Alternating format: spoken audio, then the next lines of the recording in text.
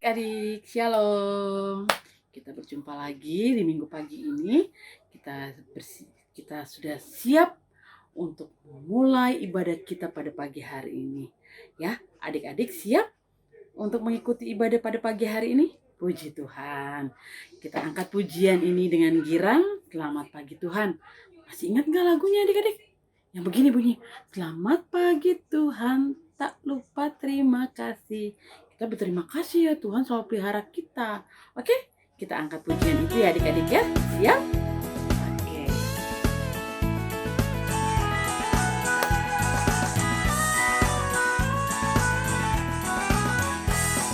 Selamat pagi Tuhan, tak lupa terima kasih. Tuhan telah pelihara kami tiap hari. Matahari bersinar, burung-burung bernyanyi, bertambah cintanya. Selamat pagi Tuhan, tak lupa terima kasih. Tuhan telah pelihara kami tiap hari. Matahari bersinar, burung-burung bernyanyi, bertambah cintanya. Bersinar, burung-burung bernyanyi, bertambah cintanya. Bertambah cintanya. Oke, puji nama Tuhan. Kita siapkan hati kita mau berdoa. Ya, lipat tangannya, tutup matanya. Tuhan Yesus, terima kasih banyak. Saat pagi hari ini kami siap ya Tuhan untuk mengikuti ibadah online sekolah minggu ini ya Bapak. Kiranya Engkau yang memimpin dan untuk bungkus setiap anak-anak-Mu agar duduk dengan tenang mengikuti ibadah online ini. Terima kasih banyak ya Bapak. Kami siapkan hati dan pikiran kami. Dalam nama Tuhan Yesus Kristus kami berdoa. Amin. Oke, sekarang kita mau masuk dalam puji-pujian. Ya, Kak Lin yakin adik-adik penuh sukacita mau memuji Tuhan. Ya, oke, siap? Oke, siap. Kita angkat pujian, mari kita bersukaria. Oke.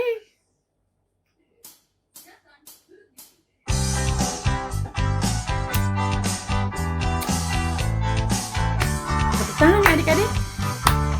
Mari kita bersukaria, karena ini hari bahagia. Kita berkumpul jadi satu, puji Tuhan semesta itu. Tepuk tangan wajah berseri, hilangkanlah hati yang sedih. Bukankah Yesus berkata damai yang Dia berikan kita? Mari kita bersukaria. Mari kita bersukaria, karena ini hari bahagia. Kita berkumpul jadi satu, puji Tuhan semesta itu. Tepuk tangan wajah berseri, hilangkanlah hati yang sedih. Bukankah Yesus berkata damai yang Dia berikan kita? Mari kita bersukaria. Puji nama Tuhan. Ya adik-adik ya, sekarang kita memasuki firman Tuhan. Adik-adik sikap berdoa, duduk dengan tenang, tidak boleh jalan-jalan. Pegang Alkitabnya adik-adik ya. Kita mau angkat pujian, saat ku memujimu, saat ku menyembahmu. Sikap berdoa tidak boleh melek. Ya adik-adik ya, tutup matanya semua. Saat ku menyembahmu, Rohmu bekerja. Saat ku memujimu, Kau bertata di atas pujian.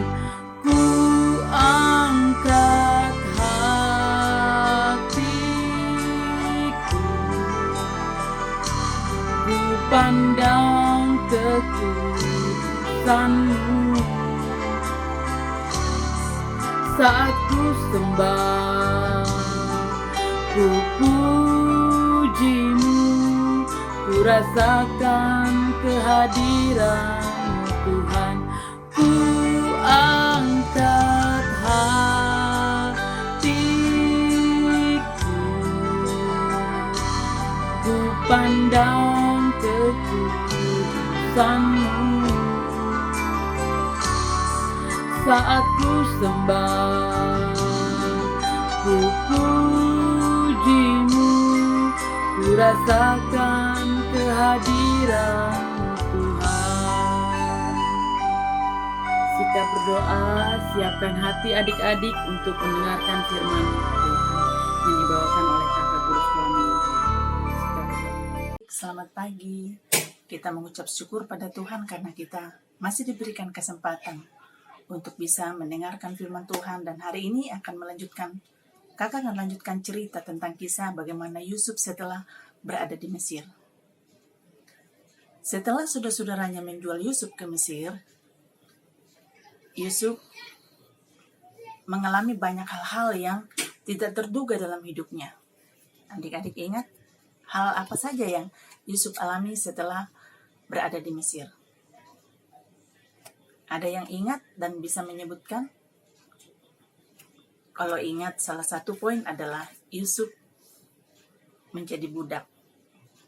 Menjadi budak adalah menjadi suruh-suruhan. Ya, di posisi yang paling terendah dalam hidupnya. Karena apa? Memang dia adalah seorang yang diperjualbelikan.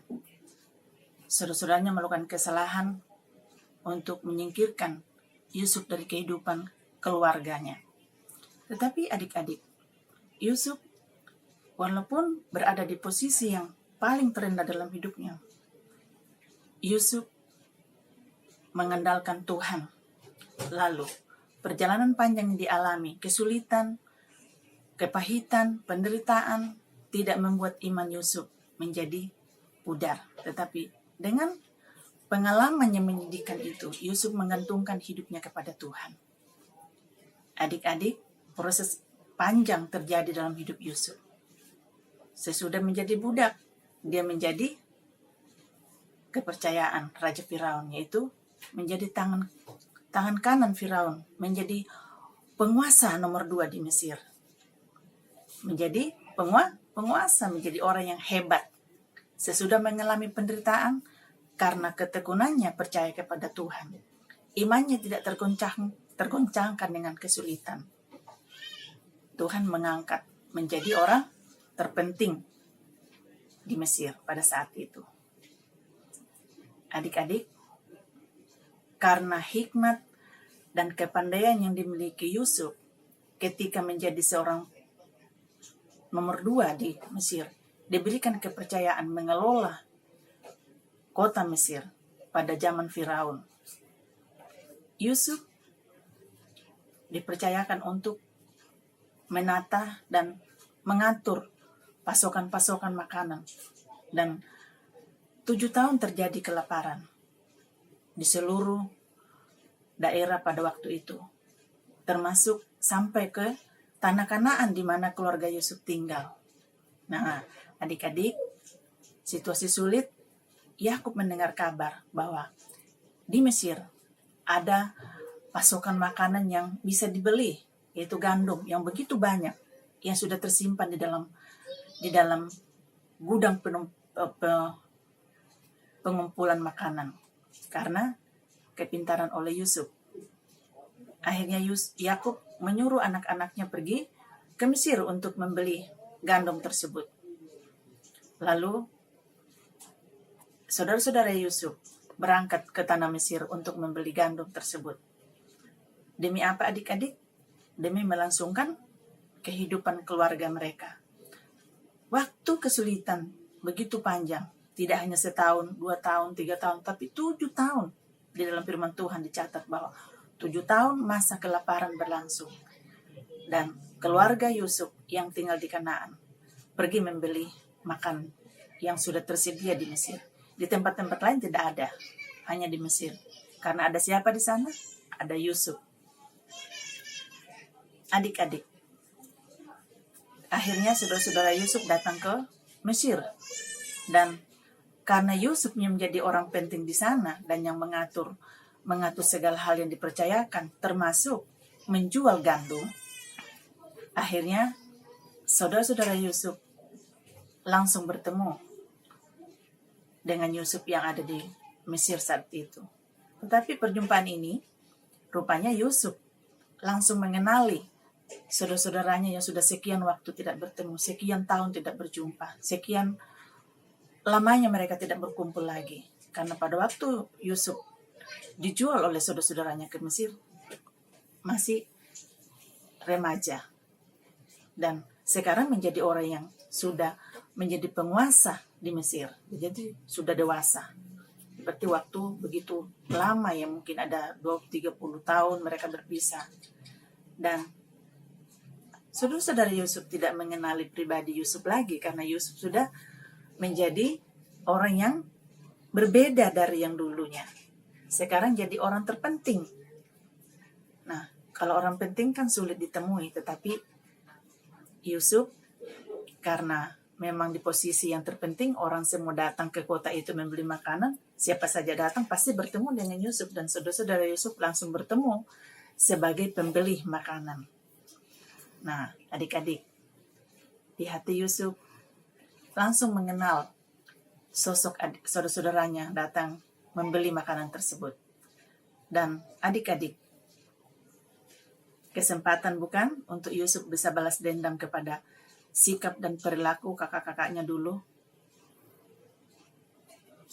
Adik-adik, orang kalau tersakiti pasti masih menyimpan rasa apa? Rasa sakit hati, rasa kecewa, rasa marah, ya, rasa sedih.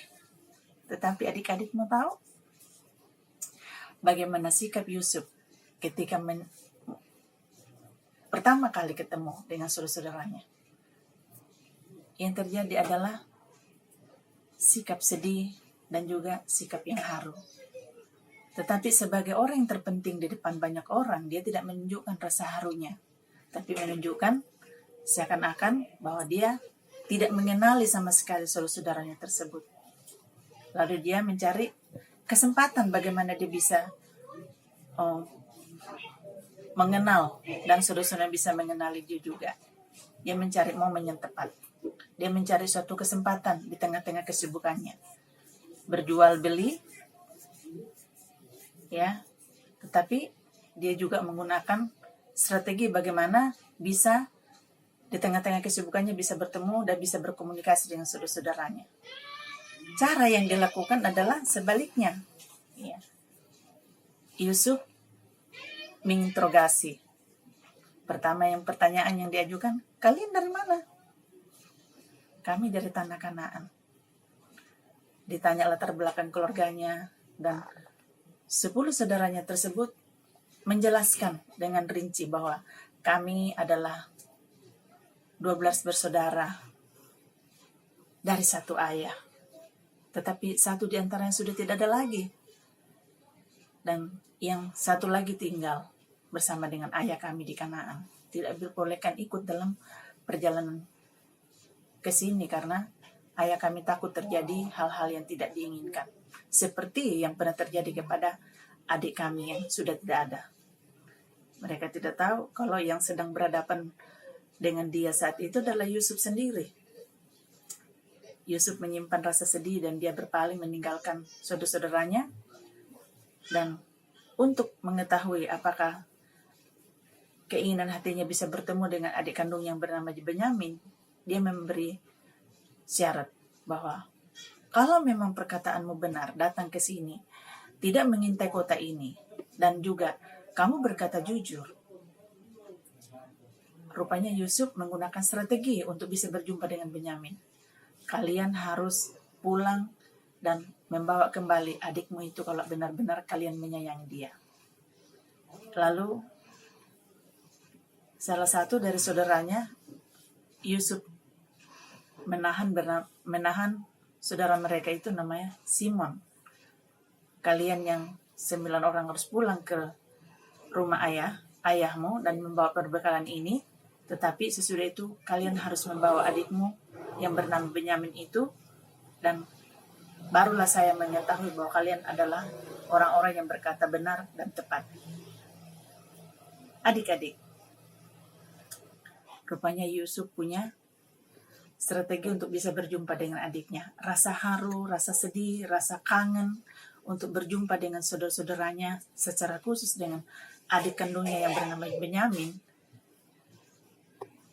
Supaya bisa terpenuhi, dia menggunakan strategi.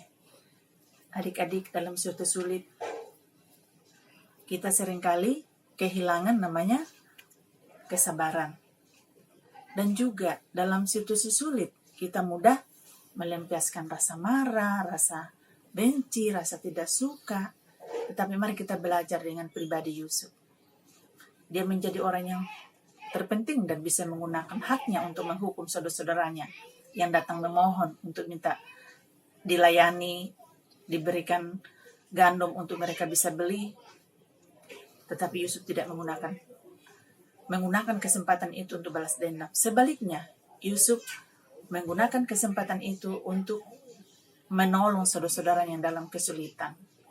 Menolong kakak-kakaknya yang datang membeli, malah dengan gratis. Uang mereka yang ada di dalam dompet mereka dia kembalikan. Mereka membeli gandum itu dengan gratis karena ada Yusuf. Yusuf tidak menyimpan rasa dendam. Yusuf menyimpan kasih yang besar. Dan akhirnya saudara-saudaranya bisa melanjutkan kehidupan mereka dan tidak kelaparan. Pelajaran yang menarik buat kita sekarang, adik-adik.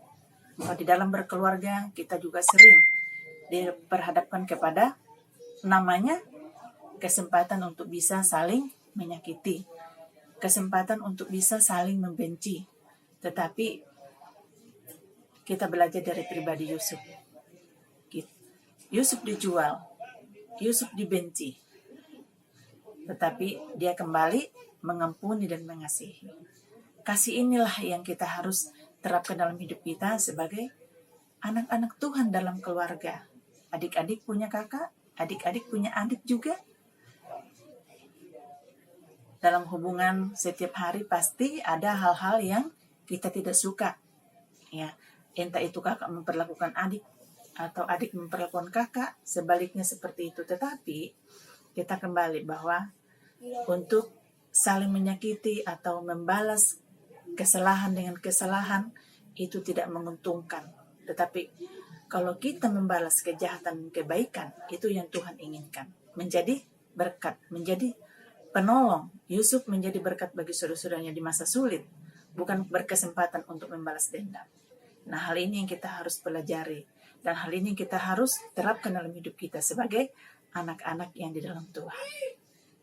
Adik-adik, kita mengucap syukur karena hari ini kita boleh mendengarkan cerita bagaimana kisah Yusuf dipermuliakan oleh Tuhan karena dia memiliki pengampunan, kasih di dalam hidupnya. Tidak membalas kejahatan dengan kejahatan, tetapi membalas kejahatan dengan kebaikan. Adik-adik, kakak harapkan dari cerita singkat ini, kita jadikan contoh dalam hidup kita. Mau menjadi Yusuf masa kini? Hidup dalam pengampunan dan di dalam kasih. Hidup dalam apa? Hidup dalam pengampunan dan kasih. Kalau kita tidak bisa mengampuni, kita juga tidak bisa mengasihi. Satu ayat hafalan yang akan kita hafalkan. 1 Yohanes 4 ayat 21.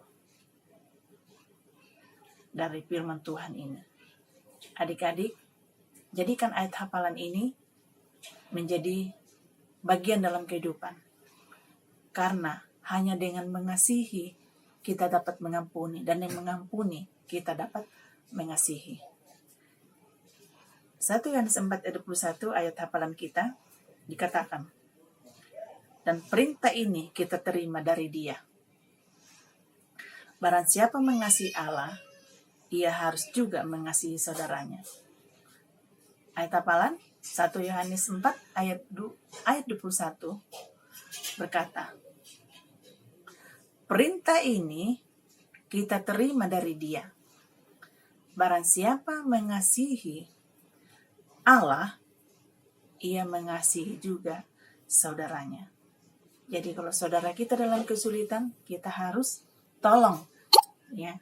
Kalau saudara kita dalam keadaan yang tidak berdaya, kita bantu. Karena ini adalah satu perintah, yaitu kalau kita mengasihi Allah, maka kita juga mengasihi saudara kita. Saudara dalam keluarga dan saudara dalam Tuhan. Amin. Kita berdoa. Terima kasih Tuhan untuk firman-Mu. Hari ini kami dengarkan dengan singkat bagaimana Yusuf bertemu dengan saudara-saudaranya dan Tuhan menaruh hati di dalam hidup Yusuf, hati yang mengasihi, hati yang mengampuni, mengalir kasih dari Allah karena dia mengutamakan Tuhan dalam hidupnya. Akhirnya Yusuf pun menjadi orang yang terpenting di kota Mesir. Terima kasih Tuhan Yesus, Engkau jadikan alat bagi saudara-saudara dalam kesulitan.